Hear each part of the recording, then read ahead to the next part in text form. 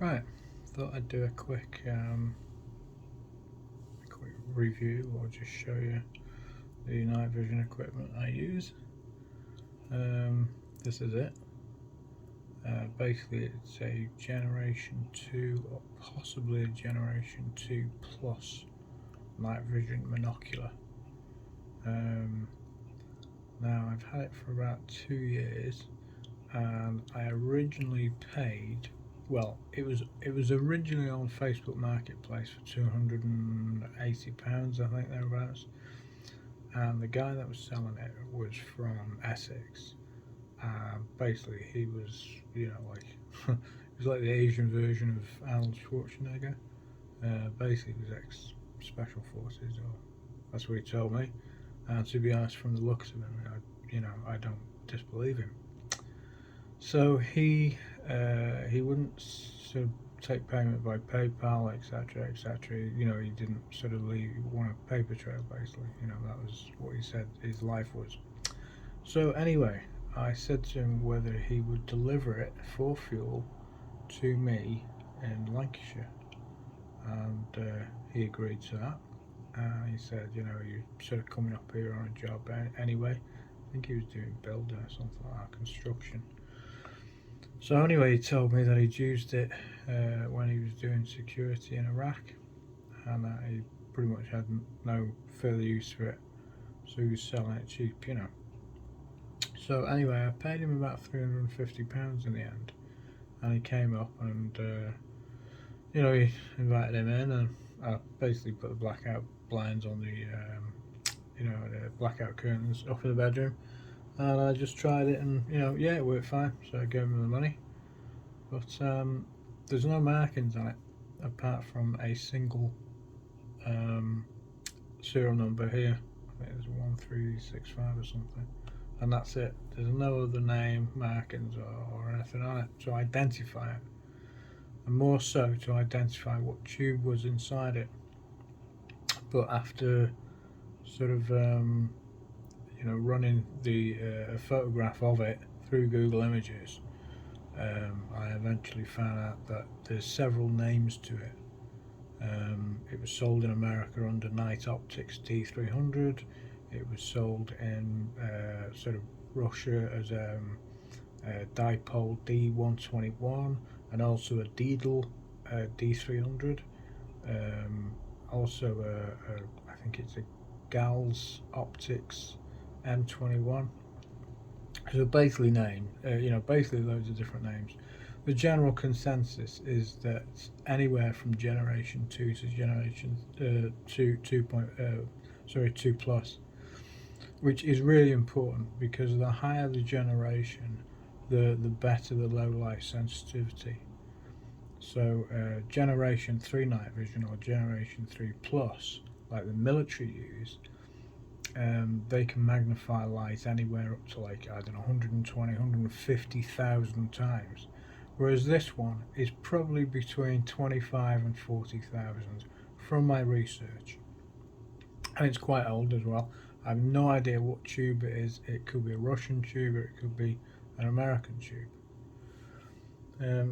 It is very difficult to get night vision outside of America that uses American tubes, because basically there's a thing called ITAR, which sort of stops them sort of exporting, without a license and stuff like that. It's basically so that their Generation 3 equipment and beyond cannot be used against them by terrorists. So that's pretty much what it is. Anyway, it's got a 1x objective lens on it, and then the rear eyepiece here, it's got the rubber eye cup and all that. It's got an 850 nm or 840 nm infrared illuminator. The only downside is it glows red in use, so if somebody else was using night vision equipment, they could see you, basically, so it's not a covert IR.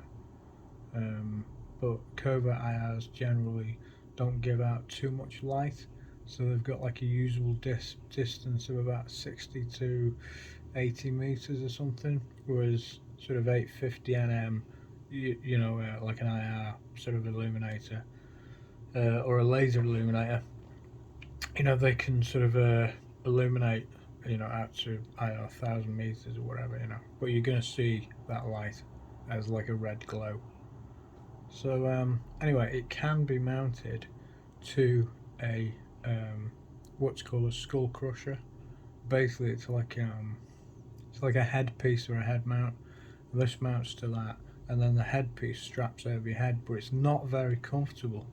So basically, what I've done is I've looked into how I can mount it, and I've had to rig up my own sort of mount to, you know, to like an airsoft helmet, and it does work. It works surprisingly well.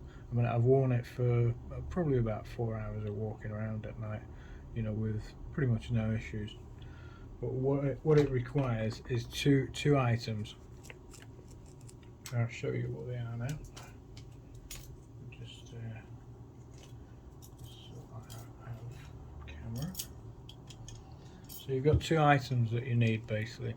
Now, one is your Rhino mount. There's two different versions of this. Naruto in America, they do this version, which has got like this bayonet fitting here, you know, inside there basically, and then the other piece, which is called a J-arm, that fits to the Rhino mount, and then the Rhino mount clips in to the front of your helmet. So you know, it's pretty easy to buy like an airsoft helmet for like £20–25, but they're not really good because the pads inside, they cheap out. So you basically, you know, got to sort of get like a helmet and then get the pads, and then sort of you need like the strap system with the chin piece or whatever else. That's going to provide you with the best support, because obviously you've got like something that weighs half a kilogram hanging off the front of your face. And if you're sort of walking around at night, you need ideally a counterweight on the rear of your head to sort of offset, you know, the balance, yeah? So anyway, this is what's called a J-arm. This was a cheap one I got from eBay. I got it from China. I think it took about 6 weeks to arrive from China. I've slightly modified it just for the scope. I paid £39 for that, but if you buy original ones from America, they're anywhere from about $150 to $300. So I mean, you can see that it can be an expensive hobby. I mean, you can handheld this, and I have done, you know, before. You know, I've sort of just held it up to my arm and walked along, but then that doesn't mean that your hand's free.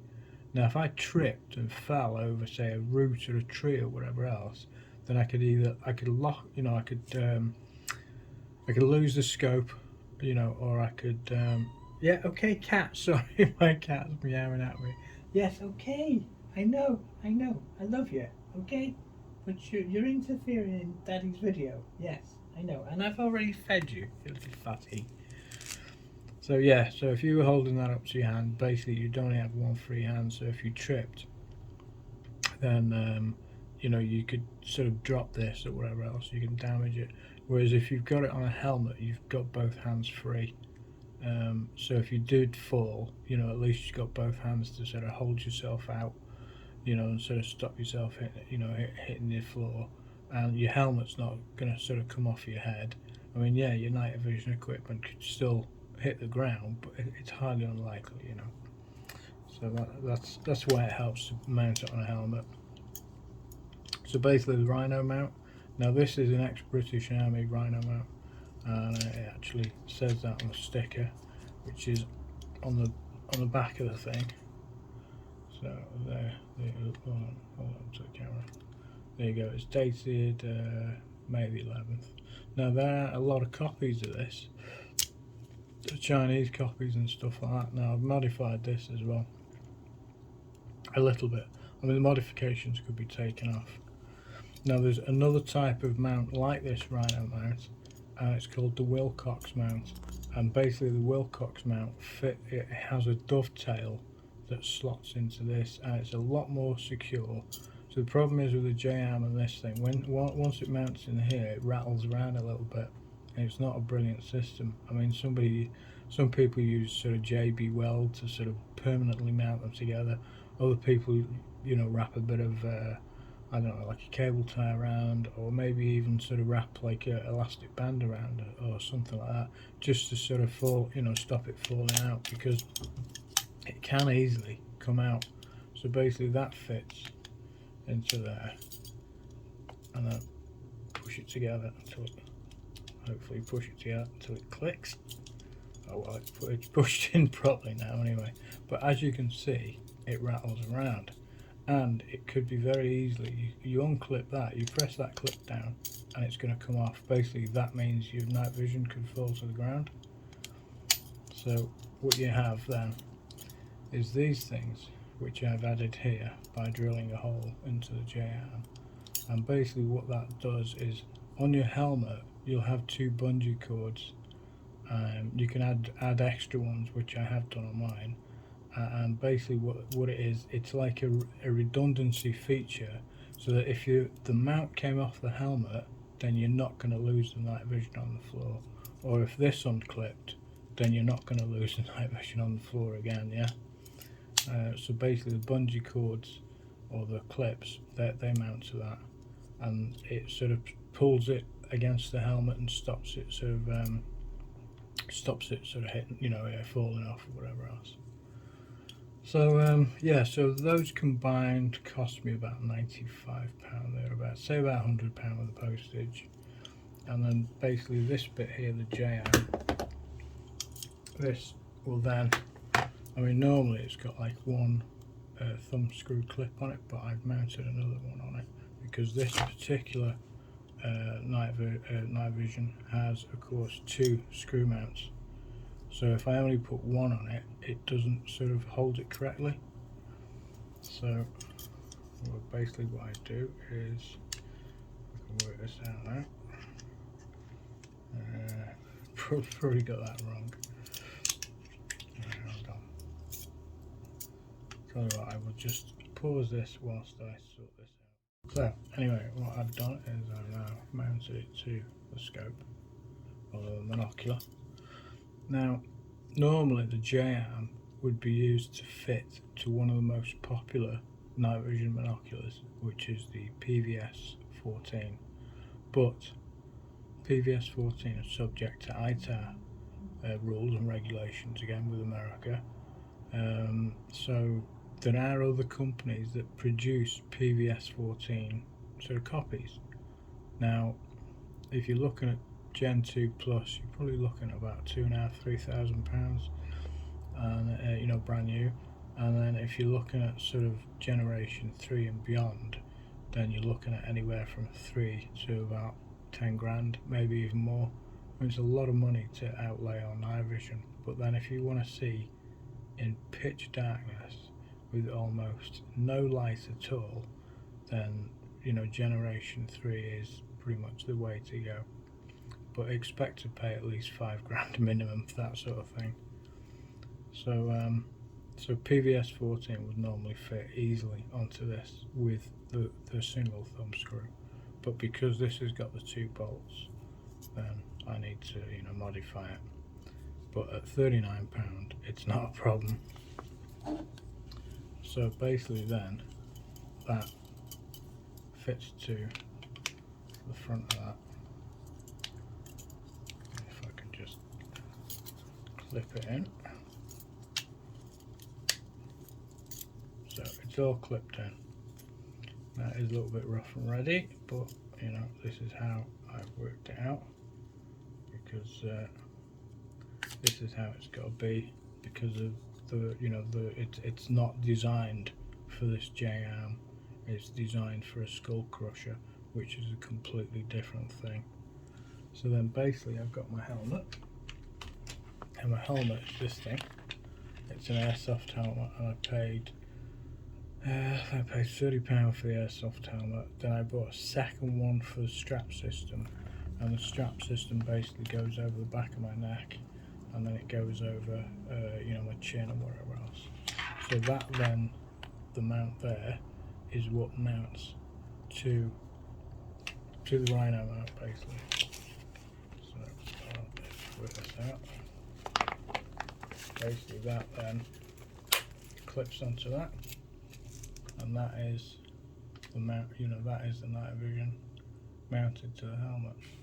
And then of course I connect these bungee cords to this, so I've got the redundancy system then, so that if the mount did fail, my night vision is not going to drop on the floor, get damaged or whatever else. So that's pretty much my night vision.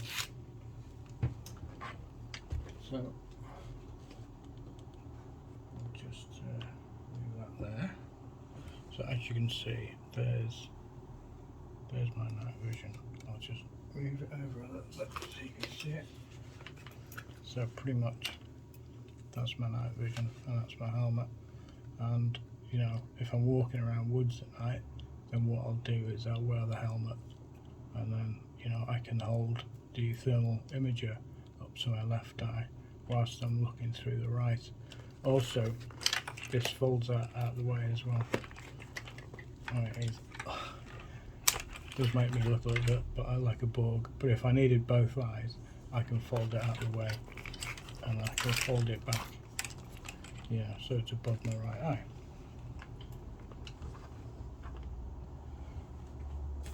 Now,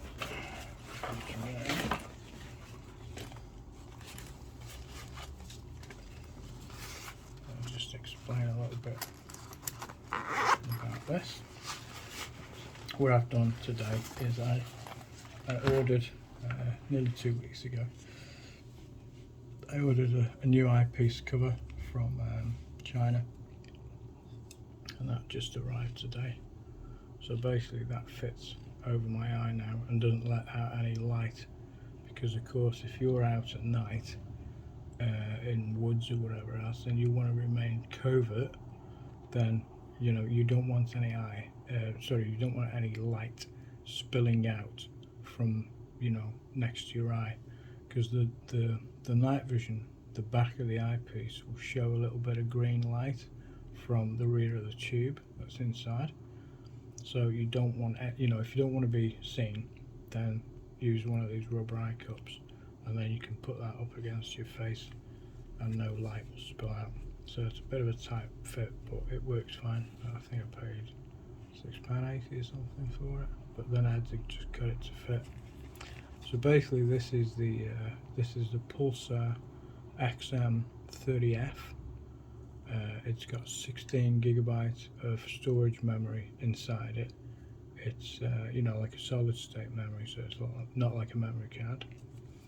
The features of it is it's got a removable battery, which I'm assuming from the size is some sort of 18650 battery, but that's all sealed in there. They're about £40 to £50 to purchase separately. Basically you press that button at the front and then the battery pops out, and then you can put like a freshly charged battery in it. Battery lasts about 7 hours. I think the most I've used it for is about 6. I still had about 30% left on it when I got home. So you've got all your buttons here. This is the on button, which is like a multi-function thing as well, and then that one's your sort of zoom in button, and then that's your menu button, and that's your zoom out button, and then these two buttons as well, they go up and down the menus. You can also switch it into like a disable mode, so if you're out and about and you wanted to put it on standby rather than switch it off, then you press this for 3 seconds and then it would go into a standby mode. Now if you press it and hold it for 5 seconds, it will turn off completely. So basically the front of the device there, you take that off, and it's a, if I can remember correctly, it's a germanium lens basically. So these lenses are very expensive. On the bigger ones, on the bigger thermal images, they basically make up the brunt of the cost because they are so expensive to produce. So you got like a handy little strap here. Now this also contains a magnet, so when you put the lens cap back, it clips onto that, so it's not sort of hanging around or whatever else. Now it's also got a little 1/4 inch thread, so you put it on a tripod and I do believe some people even mounted them to J-arms so they can mount them over the other side of the helmet, so you can have your night vision on one eye and then your thermal imaging on the other eye. I mean, I don't know how great that would work out, because you sort of, you know, it'd be like having a pair of binoculars strapped to your head, really. I mean, I do prefer to have one eye clear of either night vision or thermal imaging, you know. I'm trying to think what else there is. I mean, I've added like a little strap. You can buy these straps for about, I think about 15 to 25 pounds or something, but I made something from like a camera strap I got cheap from eBay. I think I paid £3 for this, and it was new, came from China, and then I just added the clip there so I can hang it around my neck. So yeah, it works pretty well. The internal measurements for everything is, the sensor is a 320 by 240 sensor, thermal sensor, with a 12 pixel pitch, so pretty good. The range of human detection, I think, is 1300 meters, and then basically the inside, when you look through there, you'll see like a little screen, you know, like a monitor screen. It's not like looking through a scope, it's, you know, it's different, and the resolution of the screen is, I think, 600 by 400, and then the recording resolution is 528 by 400. So the thing is, the more expensive the thermal imager, the higher the resolution of the thermal sensor, but of course, you know, more the cost. I think the best ones are about, I think they're 640 by 400, you know, with a 12 sort of pixel pitch. I mean, something like that, you probably look at about anywhere from 2.5 to about 5,000, and then anything above that, you sort of get into silly money. You know, you're looking at like, I don't know, 10, 15,000 or something like that. You know, with a detection range of, I don't know, 5 to 10 kilometers or something, you know, for a human-sized target. So yeah, all in all, it's pretty good. I'm pretty pleased with this. Also, it's got a USB. Can I get it out? Anyway, under the cover, it's got a micro USB port, and also the microphone for when you record is under there as well. It's, you know, it's pretty good, and I paid £1,045 for this. I mean, it is pretty much big as a, you know, big as a cigarette box. You know, very light, magnesium body. You know, it's hardware, and it's complete. Well, once the rubber's back in place over the port, it's completely waterproof. So yeah, I am very pleased with it. The only downside for me is the recording resolution, but you know, there's not much I can do about that. You know, even if I held my camera up, you know, my phone camera up to the rear of the eyepiece, it wouldn't make a hell of a lot of difference. You know, there's hardly any difference between 528 by 400 and 600 by 400. You know, what is it, 72 pixels or whatever it is? You know, barely any difference. So anyway, that's the thermal imager I use, and you've seen the night scope. So, you know, there you go. Now, a little bit more to add about the night vision is it uses a single CR123 battery, which is, just get to it,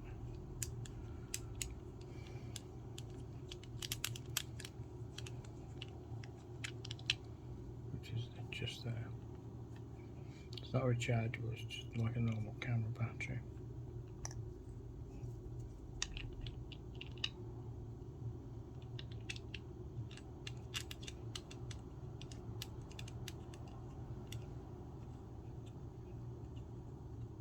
Now you can buy a different lens for the front, and basically it screws to this underneath, which is where the tube is, or you can get other ones that just sort of slot over like a 3 times.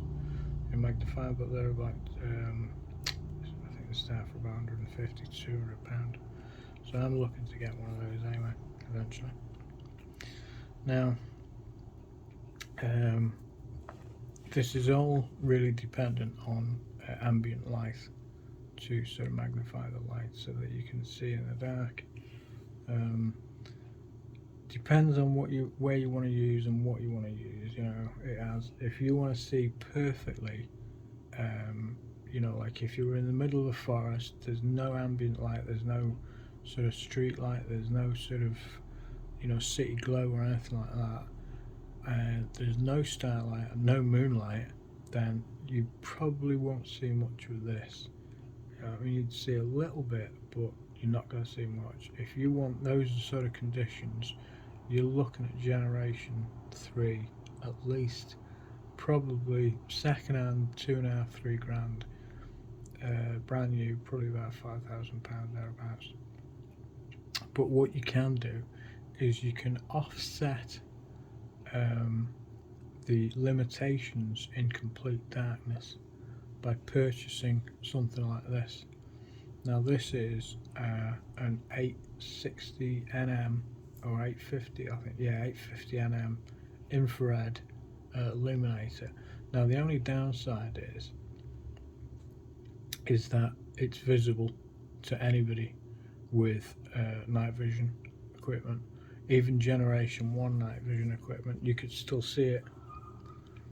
So and also if you're really up close and it was really dark, you would be able to see the glow that's in the end of it. So basically, see that red glow there, which is more visible in the camera on the phone. I mean, normally it's just like a little red glow. That basically is infrared light. Now it has two options, this one. It's got like a flood and it's got like a spot. Now basically if I pull that out, you can see that's pretty bright, and then I can push that back in and that will change to like a flood. Now this works on a single 18650 battery, and it took, I think, about 6 weeks to arrive, but I ordered it from China and it was only £16. And to be honest, at night using this in somewhere completely dark, it's amazing and I cannot recommend it enough. I mean, I have no idea of the longevity of it. I mean, it could die tomorrow, it could die, you know, in a year or whatever, but if I get a year's use out of it for 16 quid, I'll be happy, because it came with a battery and it came with a charger as well. And this basically on flood, you know, it'll sort of illuminate, you know, dark forest out to about 100 meters, and then if I put it on spot, it'll put like a spot a foot across at 200-300 meters. So for the money, it's amazing. And to be honest, I'm probably going to end up ordering another one because I'm that impressed by it. So basically what I do is I clip that to my helmet, you know, on one of the rails on the sides, and then I can switch it on and off if I need it. Yes, cat. Thank you. I know, I needed that. Thank you. So I can switch it on and off, and I can leave it on the helmet, and then I've got it sort of set up so it's in the middle of the view of the night vision, and then if I need that little bit of extra light, I can just switch that on, switch it onto flood, and I can walk around a completely dark forest or wherever else, you know. But that's pretty useful. So like I said, you know, if you're looking to get equipment, then you can find some really good deals on eBay, but you've just got to be aware of the rubbish and what's the good stuff. If you see anything that looks like this, then more than likely it's going to be something good. But if you see anything that looks a bit plasticky or you know, doesn't look like it's been made professionally, or it's been knocked out of some Chinese sweatshop, and more than likely it's rubbish. So thanks for watching.